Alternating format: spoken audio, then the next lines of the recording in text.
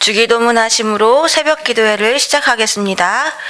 하늘에 계신 우리 아버지여, 이름이 거룩히 여김을 받으시오며 나라가 임하시오며 뜻이 하늘에서 이루어진 것 같이 땅에서도 이루어지이다. 오늘 우리에게 일용할 양식을 주시옵고 우리가 우리에게 죄 지은 자를 사하여 준 것 같이 우리 죄를 사하여 주시옵고 우리를 시험에 들게 하지 마시옵고 다만 악에서 구하시옵소서. 나라와 권세와 영광이 아버지께 영원히 있사옵나이다. 아멘. 찬송가 183장 드리시겠습니다.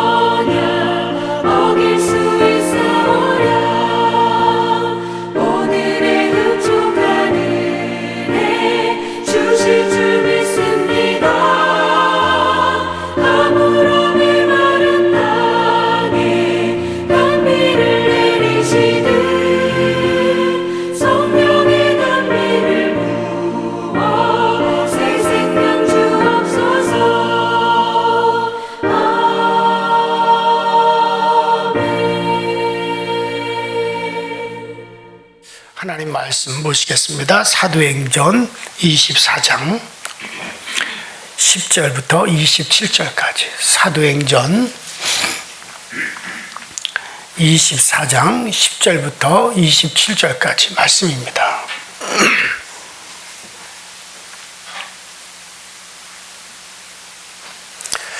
사도행전 24장 10절 시작.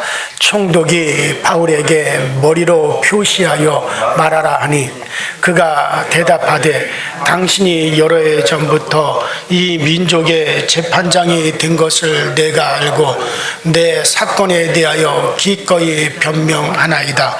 당신이 아실 수 있는 바와 같이 내가 예루살렘에 예배하러 올라간 지 열 이틀밖에 안 되었고 그들은 내가 성전에서 누구와 변론하는 것이나 또 시중에서 무리를 성하게 하는 것을 보지 못하였으니 이제 나를 고발하는 모든 일에 대하여 그들이 능히 당신 앞에 내세울 것이 없나이다.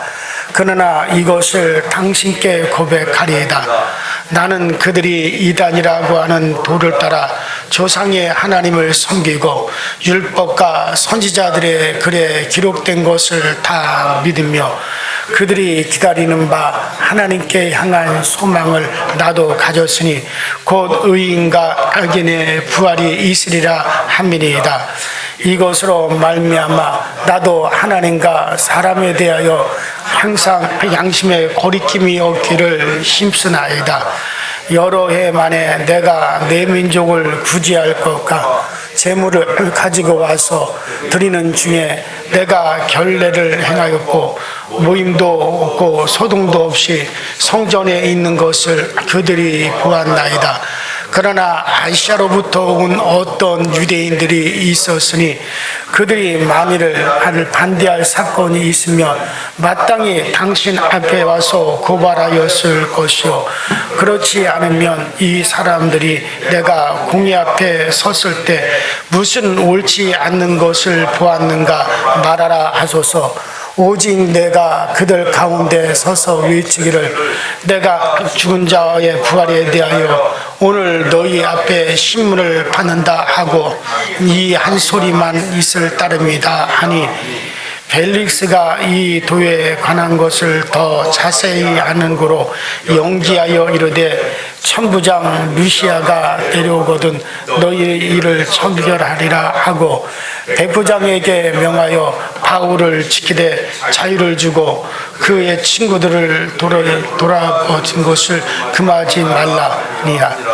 수일 후에 벨릭스가 그 아내 유대 여자 드루실라와 함께 와서 바울을 불러 그들로 예수를 듣거늘 하거리 장차 오는 심판을 강론하니 벨릭스가 두려워하여 대답하되 지금은 가라. 내가 틈이 있으며 너를 부리리라 하고 동시에 바울에게서 돈을 받을까 바라는 거로 자주 불러 같이 이야기하더라. 이태가 지난 후 보르기오 베드로가 벨릭스의 소임을 이어받으니 벨릭스가 유대인의 마음을 얻고자 하여 바울을 구리하여 두니라. 아멘.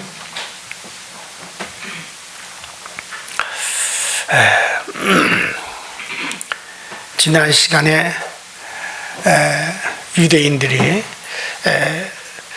바울을 고발을 해서 드디어 총독, 당시에 그 유대의 총독인 벨릭스 앞에서 이제 고소가 되어주고 또 그 앞에서 유대인들이 바울을 고소하는 이야기를 말씀을 드렸습니다.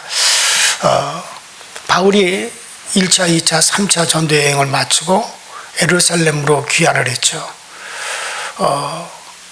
성전에 들어가서 정결 예식을 행하기 위하여 성전에 들어갔는데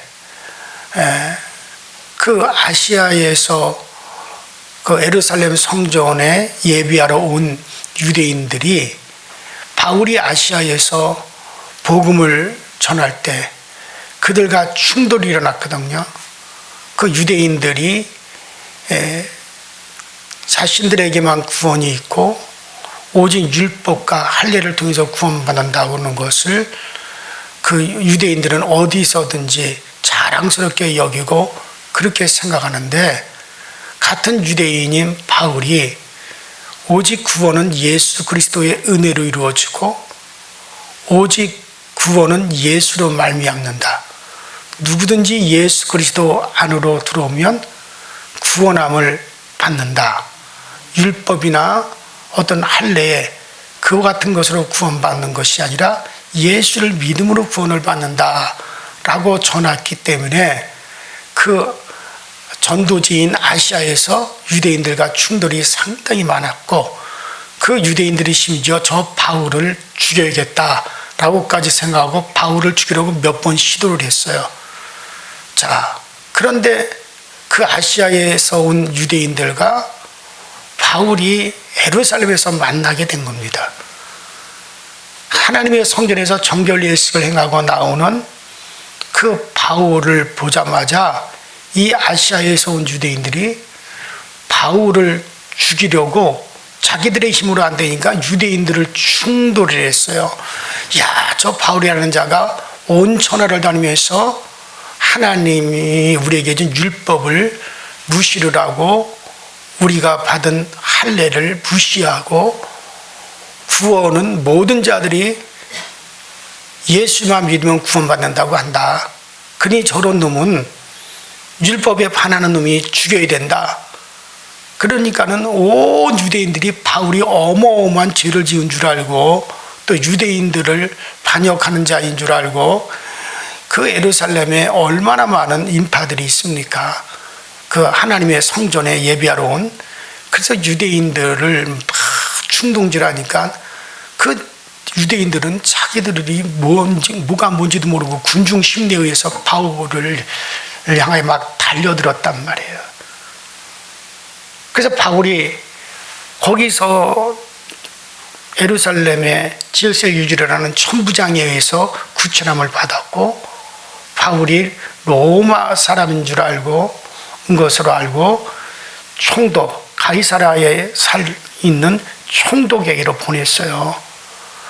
그때 유대인들이 대제사장을 비롯해서 많은 유대인들이 그 총독에 있는 그 가이사랴까지 찾아와 가지고 바울을 총독 앞에 고소를 했어요.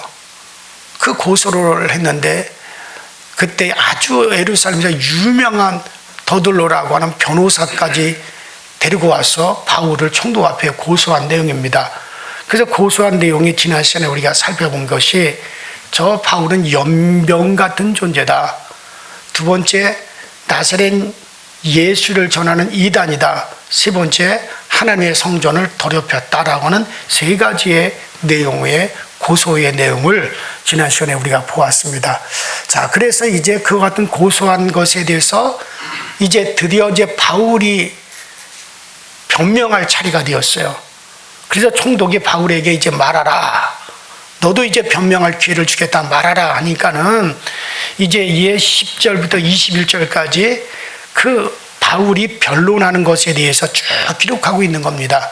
자, 바울이 바로 변호사, 바울을 고소한 사람들 중에 말 잘하는 변호사 더둘로가 고소한 세 가지 제목에 대해서 조목조목 해명함으로써 자신은 그런 죄가 없음을 입증해 주는 겁니다.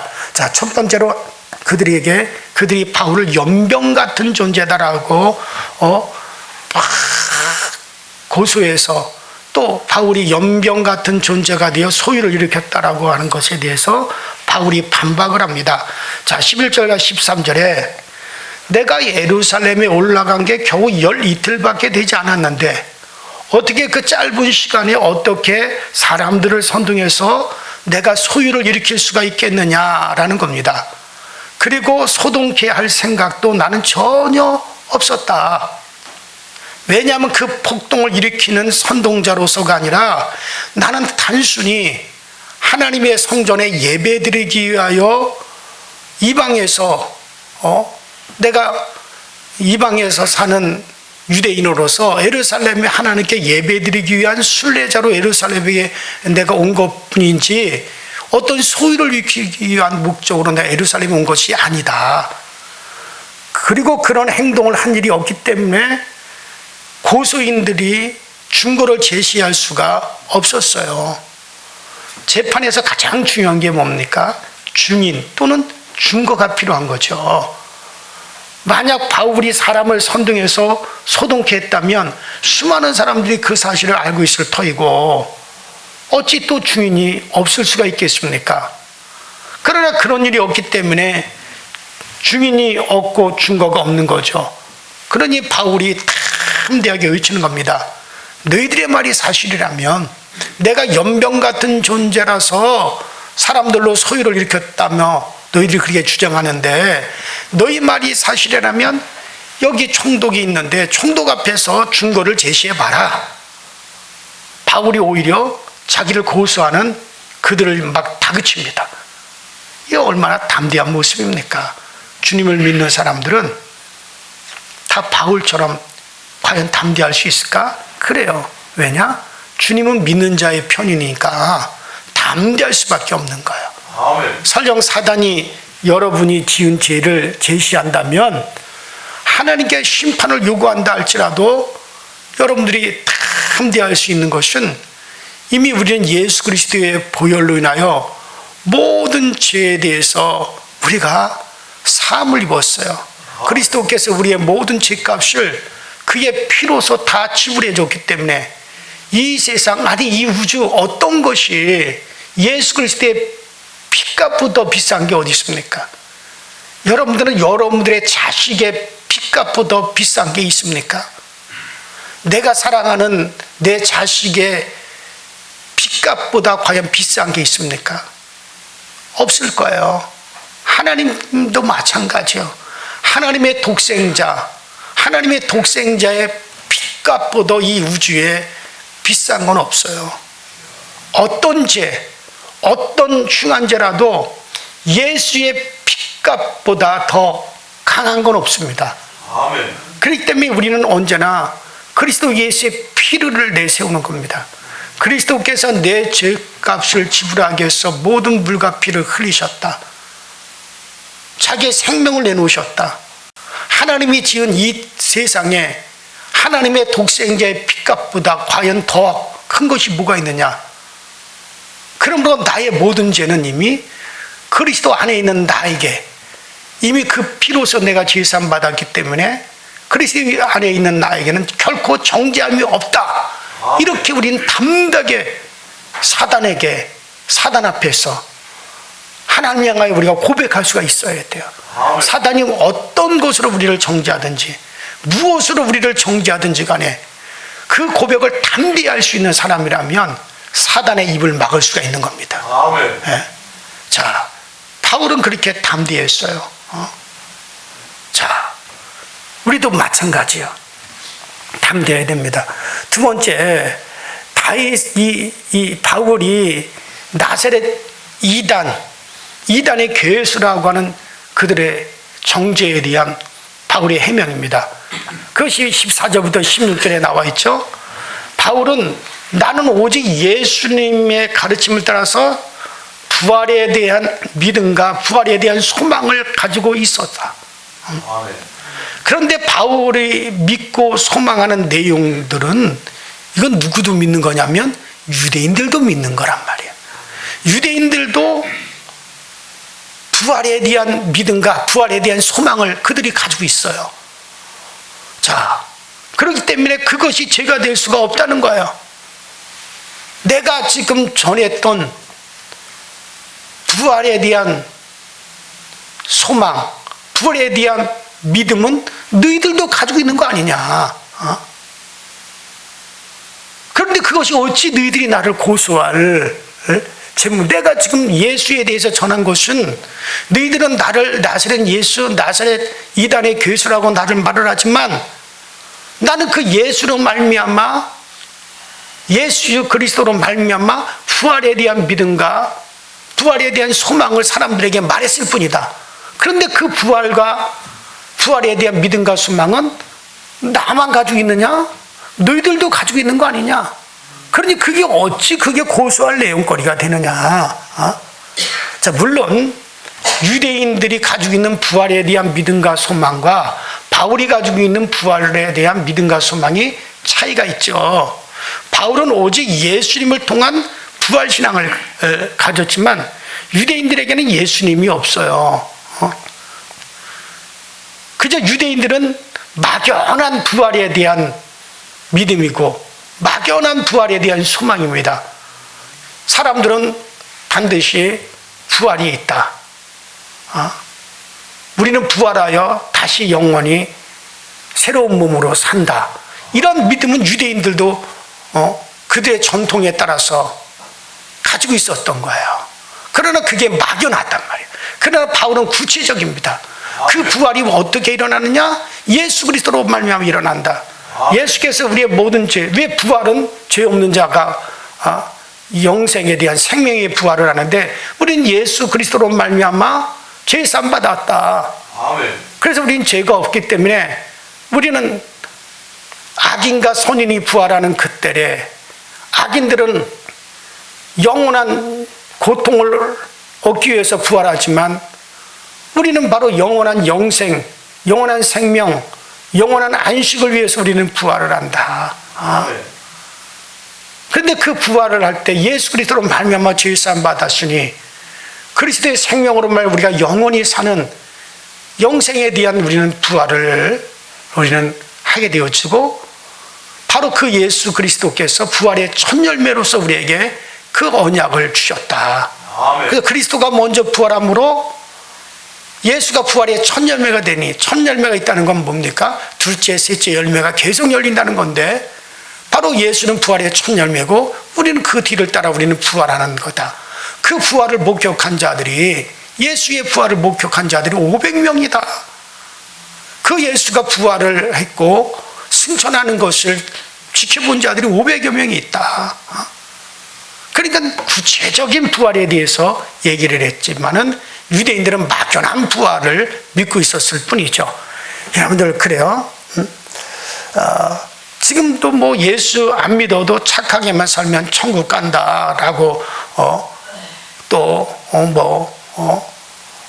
윤회 사상을 믿는 사람들은 나중에 우리 생이 복 있게 다시 태어난다, 뭐 그런 막연한 생각을 가지고는 있습니다.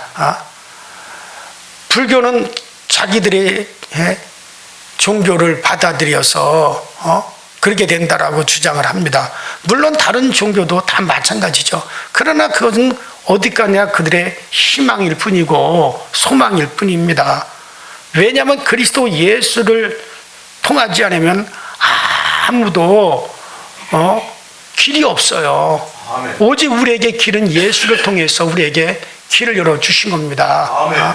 그래서 오직 예수 그리스도를 통해서 하나님이 천국의 문도 열어주셨고, 아멘. 예수를 통해서 부활의 소망도 우리에게 주셨고, 아멘. 예수를 통해서 죄사함도 우리에게 다 주셨습니다. 아멘. 그러니 예수를 통하지 아니하고는 아무도 아버지께로 올 자가 없느니라고 주님께서 말씀을 이미 하셨습니다. 아멘. 우리는 구체적인 부활에 대한 믿음, 구체적으로 제가 여러분들에게 지금까지 가르치고 성경을 가르칠 때 막연한 부활을 제가 가르친 적이 있던가요? 구체적으로 우리가 어떻게, 우리 몸이 어떻게 형성이 되고 부활의 몸이 어떻게 영체가 마련이 되고 어떻게 우리가 차등적인 부활에 참여하는지를 이미 여러분들에게 제가 수없이 부활에 대한 이야기를 했고 가르쳤어요. 아멘. 그러니 우리 모두는 부활에 대한 소망이 있게 되기를 바랍니다. 아멘. 구체적이어야 돼요. 막연한 건 아니에요. 구체적이에요. 저는 구체적으로 여러분들에게 가르쳤지 막연하게 그냥 믿으라고 말한 적이 없어요. 구체적으로 가지고 있어야 됩니다. 아멘. 자, 세 번째, 그러니 그들이 대답을 못하는 거예요. 세 번째, 바울이 성전을 더럽혔다라고 하는 그런 제목에 대해서 바울의 또 답변과 변명이 나옵니다. 그건 바로 17절부터 21절까지 나오는데, 바울은 성전을 더럽힌 적이 없어요. 오히려 3차 전도 여행 시에 이방인 교회에서 마련해 준 구제 헌금을 가져와서 예루살렘에 있는 자기 동족들에게 전달을 했고, 또 재물을 가지고 와서 하나님께 드렸고 정결 의식을 행하였습니다. 바울이 성전에서 한 행동을 고수인들이 다 지켜보았단 말이죠. 그때는 과거에 바울이 예루살렘 성전에 와서 자기 동족들을 구제할 구제금을 가지고 오고, 또 하나님의 성전에 들어가서 예물을 드리고 정결 예식을 행하고 그렇게 바울이 행한 것을 그들이 다 지켜보았단 말이죠. 그때는 선동할 군중도 없었고 전혀 소동도 일어나지 않았습니다. 그런데 다만 이번에는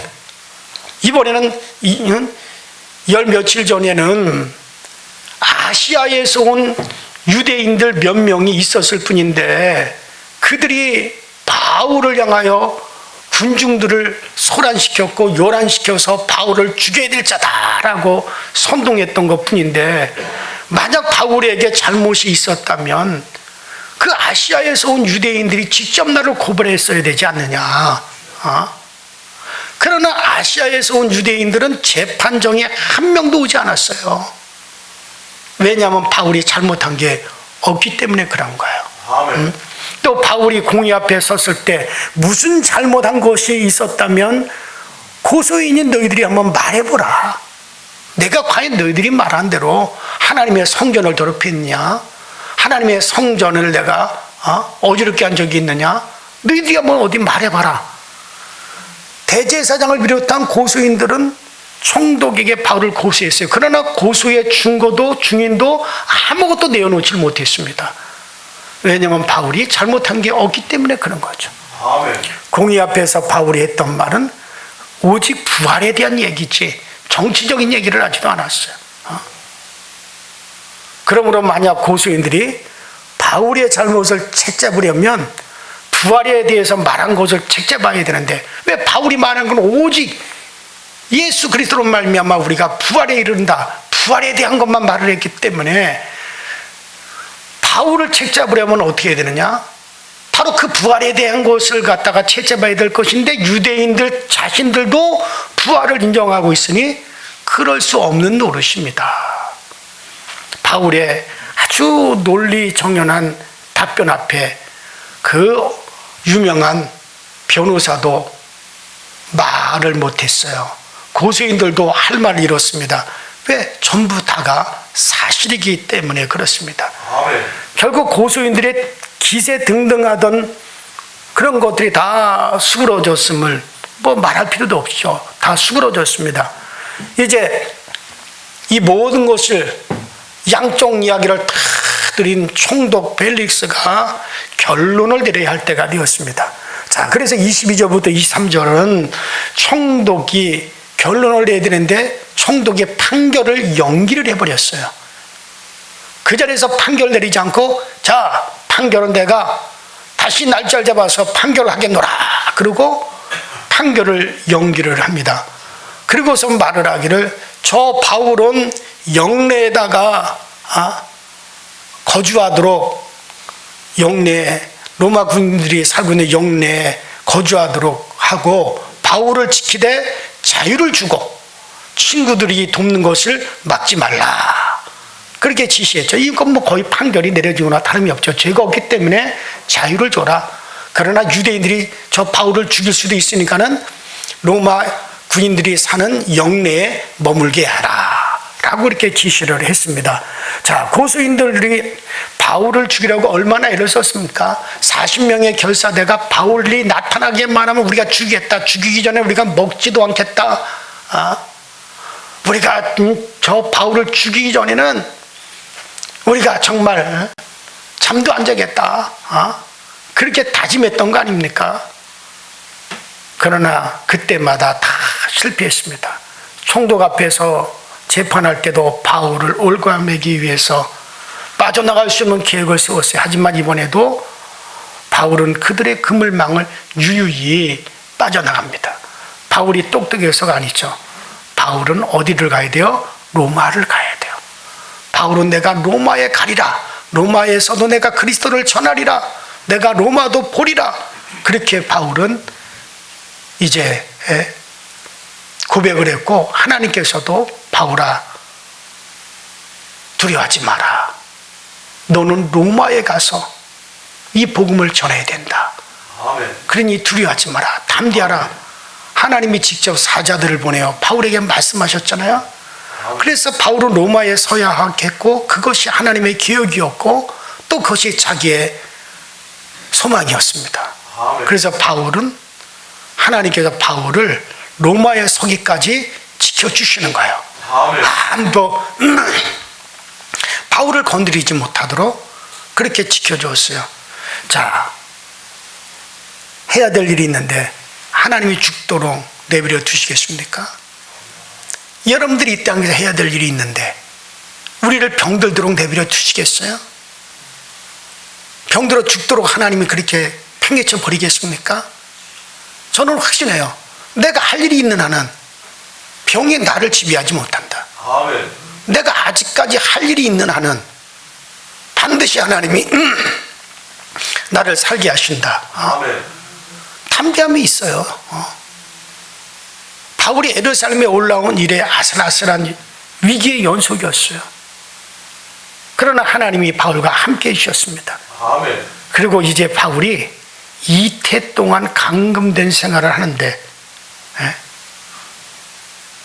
그동안 바울은 보호를 받으면서 로마의 영내에서, 로마에 가기 전에 로마 군인들에게 복음을 전하는 거예요. 자유롭게 거기서 활동하면서 또 외부에서 오는 사람들을 자유롭게 만나고 친구들도 만나고 사람들도 만나면서, 그러니 뭐 항상 목숨의 위협을 느꼈던 바울인데 이제는 목숨의 위협을 느낄 필요도 없게 되었어요.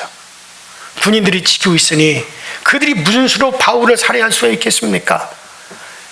수년 동안 바울이 쉬지 않고 달려오느냐고 심신이 무척 피폐해져 있었을 텐데 2년 동안 그 로마의 영내에 거하면서 그가 편하게 쉬었을 거예요. 세심을 축적하게 되었고 마음도 너무너무 편했을 겁니다. 아마 바울이 전도자가 된 이후로 처음으로 몸과 마음이 자유함을 얻은 그런 생활을 아마 하게 되었을 겁니다. 여러분들에게 어떤 어려움이 찾아올 때 모든 것이 끝나고 포기하지 말고 오히려 전화위복의 기회를 삼으시길 바랍니다. 아멘. 때로 뛰기 위해서 힘을 축적할 필요가 있어요. 말씀의 은혜를 받아야 될 필요가 있어요. 아멘. 말씀으로 새로워질 필요도 있는 겁니다. 아멘. 그래요. 결국에는 어떻게 됩니까? 26절을 보세요. 총독은 바울을 따로 부릅니다. 24절부터 25절을 보니까 총독 벨리스가 영내 안에서 생활하고 있는 바울을 잘 부릅니다. 이 벨릭스가 자기뿐만 아니라 자기 아내와 더불어 바울을 불러 예수님에 대해서, 믿음에 대해서, 부활에 대해서 바울에게 듣게 됩니다. 아멘. 바울은 그들에게 의와 절제와 심판에 대해서 전했고, 벨릭스가 그 말씀들을 듣더니, 그 아내와 더불어 말씀을 듣더니 두려워하여 바울을 보내면서 또 틈이 나면 내가 다시 너를 부르겠노라. 아멘. 총독과 그 아내에게 복음을 전할 수 있다는 게 이게 뭐 어디 쉬운 일입니까? 바울이 지금 그 영내 안에 있기 때문에 이런 일이 가능한 거예요. 아멘. 자, 벨릭스의 그러한 모습, 그러한 모습은요 정말 놀라운 일이에요. 그런데 안타까운 것은 복음은 전파될 때 믿어야 되는 거지 틈이 나면 믿는 게 아닙니다. 뒤로 미루곤 틈이 나면 하겠다는 생각은 틀린 생각이죠. 아멘. 자, 계속 이어지는 걸 보면은 26절에 보시죠. 바울을 자주 불러서 총독이 바울과 이야기를 하고 복음도 듣습니다. 그런데 두 가지가 동시에 나타나요. 이 벨릭스가 돈에 대해서 관심이 큽니다. 바울이 1차, 2차, 3차 전도여행 중에 많은 구제금을 가져다가 예루살렘에 있는 자기 동족들을 구제하는데 돈을 많이 썼단 말이에요. 그러니까 저 바울은 태어나면서부터 로마 시민이고 그니 돈이 어마어마하게 많은가 보다, 그런 생각을 하고 바울에게 돈을 좀 받을 수 있을까 라고 하는 생각과 또 저 바울이 전하는 복음도 들어야 되겠다는 생각, 두 가지가 이 총독 벨릭스에게 맞물리게 됩니다. 그러니까 벨릭스는 물질과 신앙 사이에서 고민을 하고 있습니다. 야, 바울의 말을 듣긴 들어보니 하나님을 믿긴 믿어야 되는데, 야, 우리 사람이 부활이라고 하는 소망이 있구나, 내세가 있구나, 이와 같은 복음을 들어보니 믿기는 믿어야겠는데 이것 또한 돈에 대한 욕심도 난단 말이에요. 그래서 돈을 먼저 택할 것이냐 믿음을 먼저 택할 것이냐, 두 사이에 있던 그가 돈을 먼저 택하고 나중에 하나님께 관심을 돌리겠다고 순서를 그렇게 정합니다. 둘 다 한꺼번에 가질 수 있다면 얼마나 좋겠어요. 그러나 그게 아니잖아요. 하나님이 먼저고 재물은 나중입니다. 이 순서는 분명한 거예요. 재물을 우선시하고 하나님을 뒤로 밀어놓는다면 그 사람은 절대 믿는 자가 될 수가 없습니다. 왜? 하나님의 재물과 믿음을 동시에 허락하지 않거든요. 아멘. 믿음을 먼저 선택하고 하나님을 먼저 선택하는 가운데 하나님 우리에게 재물의 복을 내려 주시는 것이지. 예? 재물 선택하여 가는 도중에 하나님이 재물의 복을 받는 도중에 하나님의 물질 우리에게 믿음의 길을 가게 하시는 적은 지금까지 없었거든요. 자, 결국 27절을 보시면 그러는 사이에 총독 벨루스가 떠나게 됩니다. 임지가 바뀌었다는 얘기예요. 그리고 누구? 새로운 총독이 부임을 하는데 베스도라고 하는 총독이 부임을 하게 됩니다. 그리고 다시는 벨릭스라고 하는 총독은 등장하지 못하는 거예요. 바울을 만났다는 것은 구원받을 수 있는 절호의 기회를 맞이한 것인데, 하지만 그런 재물의 욕심 때문에 그만 영생이 뒤로 밀려져 버리고 만 거예요. 얼마나 안타까운 겁니까? 여러분들 마찬가지예요. 지금 열심히 못하지만 훗날 내가 언젠가는 열심히 하리라, 그런 생각이 듭니까? 그것은 착각이에요. 지금 하지 않으면 나중에도 기회가 없어요. 아멘. 틈이 나면 하나님의 일을 하는 게 아닙니다. 가장 좋은 시절, 가장 좋은 시간, 가장 좋은 거, 가장 중요한 거 하나님께 드리고 섬겨야 되는 거지. 틈이 나면, 언젠가 여유가 되면 안 해요. 지금 못하면 그때도 못하는 거예요. 지금 어떻게 하든지 하려고 하는 자에게는 나중도 보장되어지는 거지.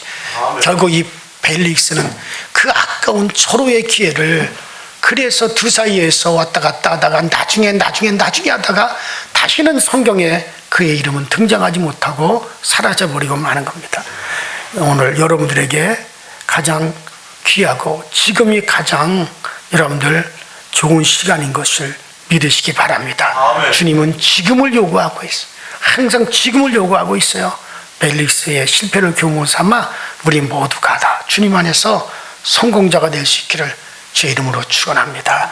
기도하십시다. 이전에 다 같이 주여 한번 부르시고 합심을 통성으로 기도하시다가 자유롭게 돌아갑니다. 주여, 전능하신 하나님 아버지, 주님 은혜와 주의 사랑에 감사드립니다. 오늘도 우리는 바울의 변론을 보았습니다.